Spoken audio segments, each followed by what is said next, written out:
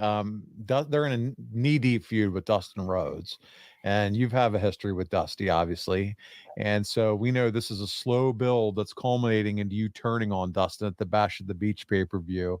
But what do you think about the way this creative begins here with Parker making the pitch for you to join the stud stable? Do you like the way that they're kicking off kind of the storyline, trying to tempt you to come to the dark side? Yeah, I did. It was nice to be figured in, and Colonel Parker was so entertaining anyway. He could make, anything entertaining. But when you listen to what he actually said, he made a lot of sense. And you got Terry Funk and you got Bunkhouse Buck, right? Yeah. What a lineup.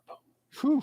And Ming now, for God's sakes. Ming, part of the stable. Holy shit. If I was Dustin, I wouldn't have been very happy about that group of guys being after me. Gavin says he wants to talk about Colonel Robert Parker. Robert Fuller was only about 45 years old here, Arn, at this point when he arrived in WCW. I was hopeful they'd use him more in the ring. Do you have any insight as to whether it was his decision to not do ring work or just the role that was planned for him? Probably that would have been his call. Okay. When I was in Pensacola and I was working for those guys, I worked with them a lot. He was a great babyface. The audience loved him.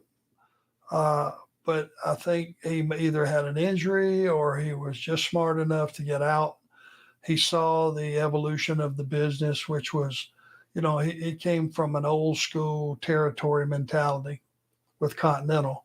The business was evolving into bigger and higher and more bodies and better bodies and higher impact moves and all that. And he just decided, well, I want to stay in the business. It's what my father and grandfather before him had done. So he came up with that character and he was great. He was absolutely great.